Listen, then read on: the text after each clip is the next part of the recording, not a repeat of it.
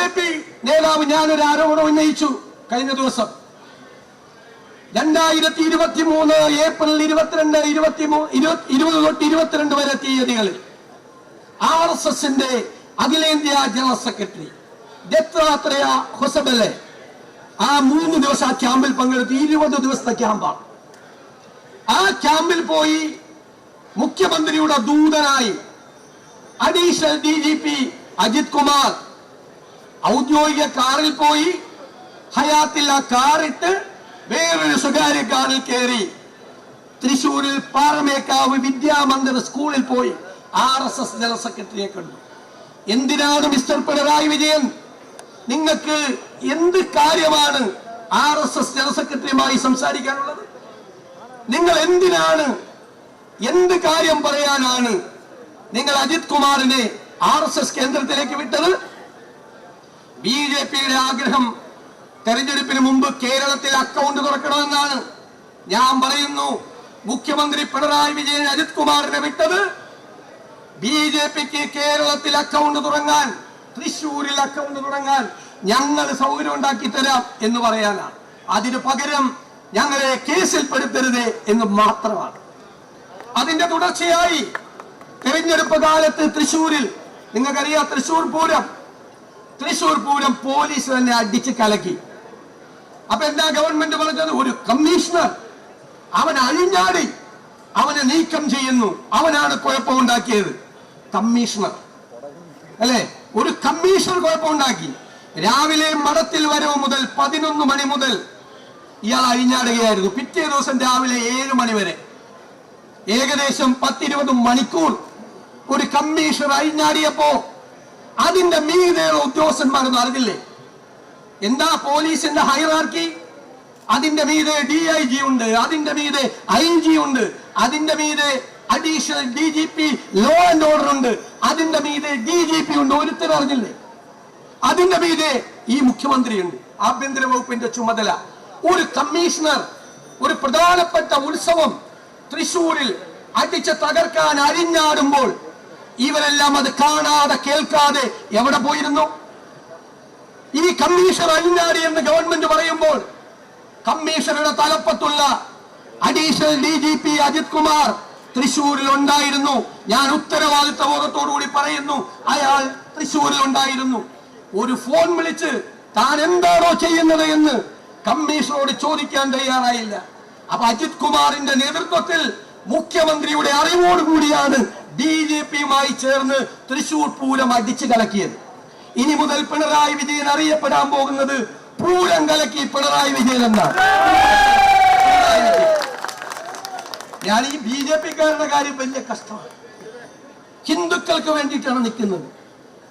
എന്നിട്ട് ഇലക്ഷനിൽ ജയിക്കാൻ വേണ്ടി ഉത്സവം അടിച്ചു പൊളിക്കാൻ CPMുമായി ഗൂഢാലോചന നടത്തിയ ഇവരാണോ ഹിന്ദുക്കളുടെ സംരക്ഷകർ?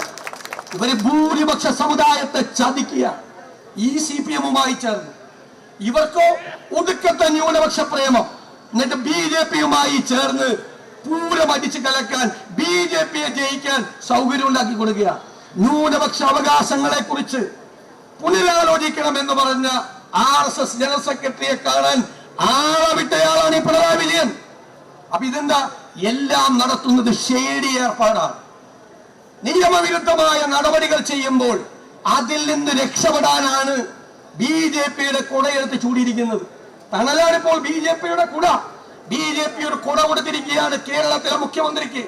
ആ കുട പിടിച്ച് ഈ ചൂടിൽ നിന്ന് രക്ഷപ്പെടാൻ അതിന്റെ തണലിലാണ് പിണറായി വിജയൻ ഇപ്പോൾ ജീവിക്കുന്നത്. നിങ്ങൾ അന്വേഷിക്കണം. ഈ ഭരണകക്ഷി MLA പറഞ്ഞപ്പോൾ നിങ്ങൾ അന്വേഷിക്കാമെന്ന് പറഞ്ഞു. ആരാ അന്വേഷിക്കുന്നത്? ആരെ കുറിച്ച് അന്വേഷിക്കുന്നത്? പൊളിറ്റിക്കൽ സെക്രട്ടറിയെ കുറിച്ച്, അഡീഷണൽ DGP ലോ ആൻഡ് ഓർഡറിനെ കുറിച്ച്. ഒരു DGP ഉണ്ട്, പാവം, അന്വേഷണ സംഘത്തിന്റെ ചുമതല. ബാക്കിയുള്ളതൊക്കെ ആരാ? ഈ അഡീഷണൽ DGPക്ക് റിപ്പോർട്ട് ചെയ്യേണ്ട താഴെയുള്ള ഉദ്യോഗസ്ഥന്മാർ, സിറ്റി പോലീസ് കമ്മീഷണർ, SP ഒക്കെ. അവരുടെ ഈ കോൺഫിഡൻഷ്യൽ റെക്കോർഡുണ്ട്, അതിൽ ഒപ്പിട്ട് കൊടുക്കേണ്ട ആളാണ് അജിത്ത്. അയാൾക്കെതിരായിട്ട് അന്വേഷിക്കാൻ വെച്ചിരിക്കുന്നത് അയാളുടെ താഴെയുള്ള ഉദ്യോഗസ്ഥന്മാര്. SP-ക്കെതിരായിട്ടൊരു കേസ് വന്ന അന്വേഷിക്കുന്നത് SI ആണോ? അതാണ് ഇവിടെ നടക്കുന്നത്. കളിപ്പിക്കലാണ്. ഈ അന്വേഷണം. കാരണം പി ശശിയെയും അജിത് കുമാറിനെയും മാറ്റി നിർത്താനുള്ള ധൈര്യം പിണറായി വിജയനില്ല. കുറെ നാളുകൂടി ഭയങ്കര പത്രസമ്മേളനമായിരുന്നു. ഇപ്പൊ മിണ്ടാട്ടമില്ല.